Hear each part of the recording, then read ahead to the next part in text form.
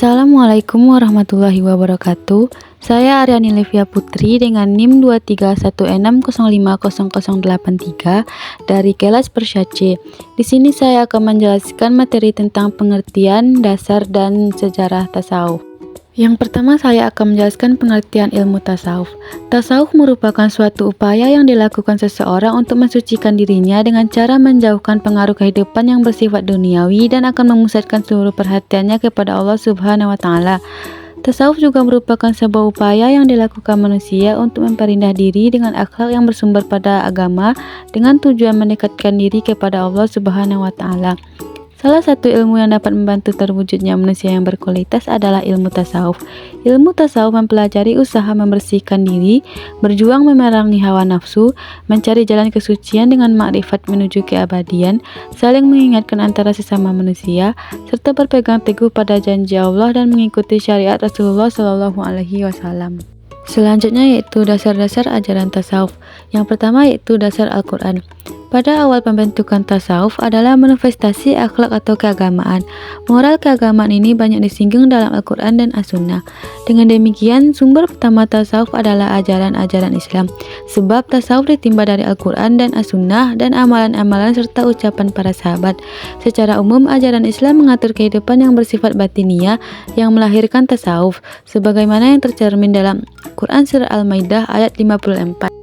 Yang kedua adalah dasar hadis. Sejalan dengan apa yang disitir dalam Al-Quran, umumnya yang dinyatakan sebagai ajaran-ajaran tasawuf adalah hadis-hadis berikut ini. Sebagaimana Rasulullah Shallallahu Alaihi Wasallam bersabda, "Zuhudlah terhadap dunia, maka Allah akan mencintaimu. Zuhudlah pada apa yang ada di tangan orang lain, maka mereka akan mencintaimu." Selanjutnya, dalam kehidupan Nabi Muhammad SAW juga terdapat petunjuk yang menggambarkan bahwa dirinya seorang sufi. Nabi Muhammad telah melakukan perasingan diri ke Gua Hira menjelang datangnya wahyu. Abu Bakar As-Siddiq pernah berkata, "Aku mendapatkan kemuliaan dalam ketakwaan, kefanaan dalam keagungan, dan kerendahan hati." Uraian dasar tersebut merupakan benih-benih tasawuf dalam kedudukannya sebagai ilmu dan tingkatan makamat dan keadaan ahwal. Selanjutnya yaitu sejarah tasawuf. Yang pertama, sejarah tasawuf pada masa Rasulullah Shallallahu Alaihi Wasallam. Pada masa Rasulullah Shallallahu Alaihi Wasallam, Islam tidak mengenal aliran tasawuf, dan ada salah satu argumen yang mengatakan bahwa tasawuf sudah ada pada masa Rasulullah SAW, yaitu perilaku Nabi yang sering melakukan tahanus di Gua Hira sebelum turunnya wahyu. Pertapaan tersebut dilakukan Rasul sebagai sebuah upaya untuk menenangkan jiwa, menyucikan diri sebagai persiapan untuk menerima wahyu. Dalam proses itu, Rasul melakukan riyaha dengan bekal secukupnya, pakaian sederhana yang jauh dari kemewahan dunia. Memasuki abad ketiga dan keempat Masehi, tasawuf kembali menjajani babak baru. Pada masa ini, tema yang diangkat para sufi lebih mendalam. Yang kedua, sejarah tasawuf pada masa sahabat dan tabi'in. Para sufi di kalangan tabi'in adalah murid-murid dari para sahabat Nabi Sallallahu Alaihi Wasallam. Tasawuf di masa tabi'in ini menurut jiwa Al-Quran, orang yang pertama kali memakai kata sufi adalah Abu Hashim Al-Kufi atau Zahid Irak, wafat pada 150. Sedangkan menurut Abdul Qasim Abdul Karim bin Hawazin bin Abdul Malik bin Talha bin Muhammad Al-Qushari, istilah tasawuf telah dikenal sebelum tahun 200 Hijriah. Seperti diketahui dalam sejarah, para zahid besar dalam abad kedua Masehi Hijriah seperti Al-Hasan Al-Basri, Abu Hashim Al-Kufi, Sufyan As-Sauri, Faudan bin Iyad, Rabi'ah Al-Dawiyah, dan Ma'ruf Al-Karaki, dan lebih lagi mereka yang hidup pada abad-abad berikutnya, seperti Al-Bastami, Al-Halats, Junaidi, Al-Bashadi, Al-Harwawi, Al-Ghazali, Ibnu Sabi'in, Ibnu Arabi, Ibnu Faraid. Jalaluddin Ar-Rum telah mengolah atau mengembangkan sikap atau emosi agama dalam hati mereka dengan kesungguhan yang luar biasa. Sebelum munculnya Arabiah Al-Adawiyah, tujuan tasawuf yang diupayakan oleh para zahid menurut penilaian para ahli tidak lain dari terciptanya kehidupan yang diridai oleh Tuhan di dunia ini, sehingga di akhirat terlepas dari azab Tuhan neraka dan memperolehnya surganya. Yang ketiga, sejarah tasawuf pada masa kemajuan Islam. Perkembangan tasawuf dalam Islam telah mengalami beberapa fase, yaitu pada abad pertama dan kedua Hijriah, yaitu fase asketisme atau zuhud. Sikap ini banyak dipandang sebagai pengantar kemunculan tasawuf. Pada fase ini terdapat individu-individu dari kalangan muslim yang lebih memusatkan dirinya pada ibadah dan tidak mementingkan makanan, pakaian, maupun tempat tinggal.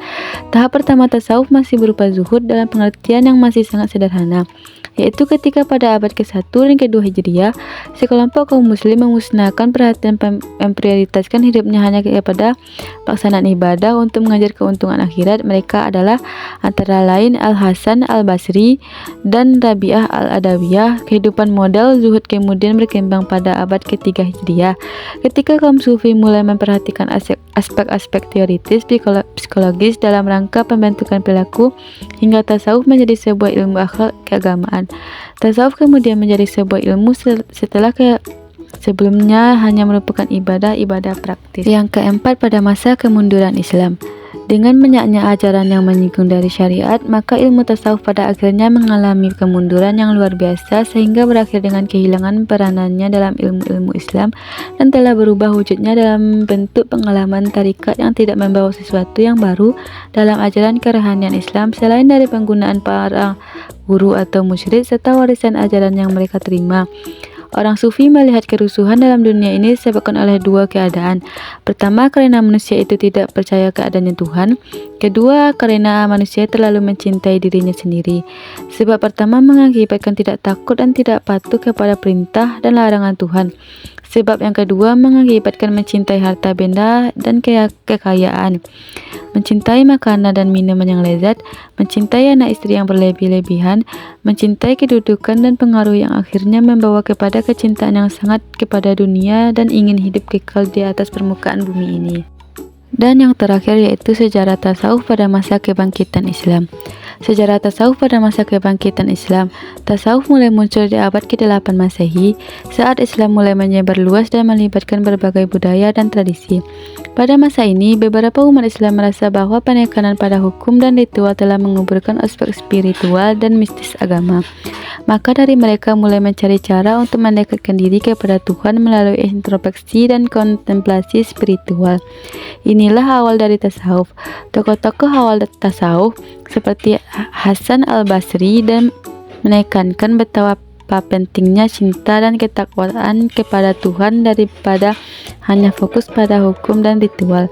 Mereka berusaha untuk mencapai makam atau tingkat spiritual dan meditasi. Ini adalah awal dari apa yang sekarang kita kenal sebagai tarekat sufi. Selanjutnya ditutup dengan kesimpulan. Kesimpulan dari materi ini yaitu, dari pembahasan tersebut dapat disimpulkan bahwa tasawuf merupakan bagian dari syariat Islam yang memfokuskan ajarannya pada penyucian jiwa guna mencapai kedekatan, kecintaan, atau kesatuan dengan Allah Subhanahu wa Ta'ala. Ajaran tasawuf yang benar adalah yang tidak mengabaikan akhlak terhadap sesama manusia. Jadi bukan hanya hubungan dengan Tuhan saja yang harus dibina, namun perlu juga hubungan dengan sesama manusia dengan akhlak yang terpuji. Dalam Islam, bahwa walaupun tujuan hidup harus diarahkan ke alam akhirat, namun setiap muslim diwajibkan untuk tidak melupakan urusan dunianya.